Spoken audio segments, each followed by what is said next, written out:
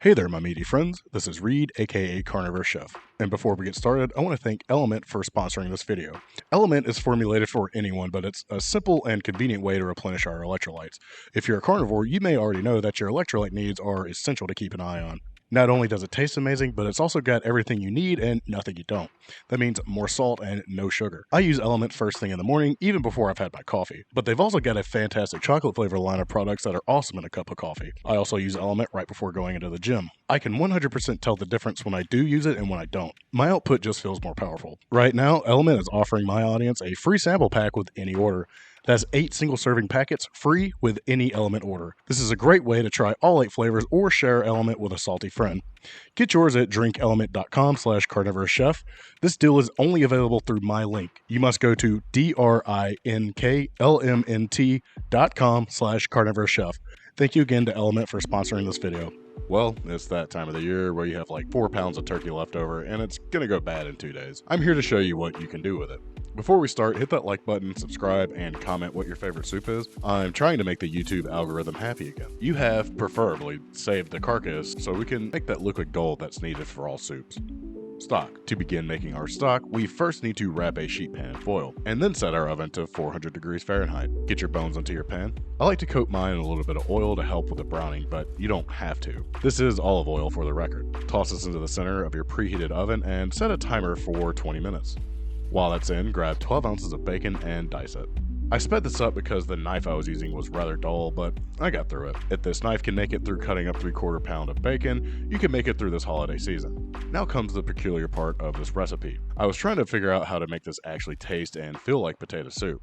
So I got the bright idea to chop up my turkey in the food processor into a fine powder. I'm not going to say it was bad, but I will say it was a little strange. Turkey, unsurprisingly, does not act like potatoes. There's nothing to thicken, there's no starch to get in there. So with that said, if you're someone that has an issue with textures, you may not enjoy this. Feel free to just chunk up your turkey and place it into your broth. Here's what mine looked like after processing.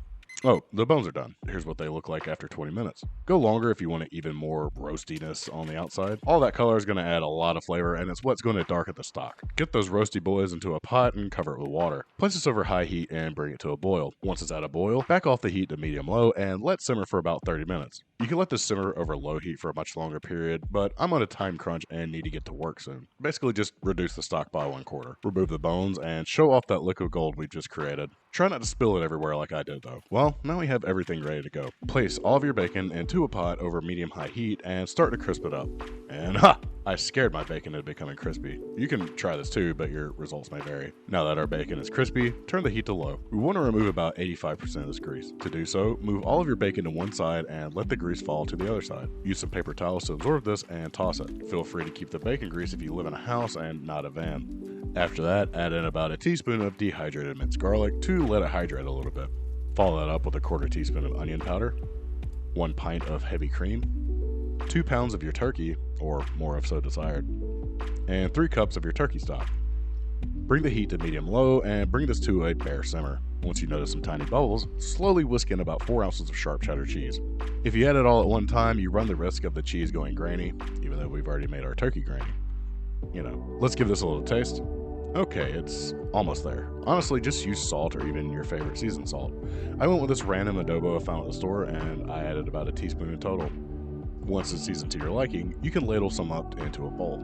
Add more cheese, bacon bits, even black pepper, and let's give this a final taste. First off, I went into thinking that this would be exactly like potato soup, but that was foolish to begin with. However, the flavors are there. It tastes like potato soup, but has a turkey club sandwich kind of vibe going on. The flavor of the turkey really brought that on. But it is a really good soup. And if you did try this with the pulled turkey and not the obliterated crumbles I made, comment below and let me know how it turned out. See y'all next time.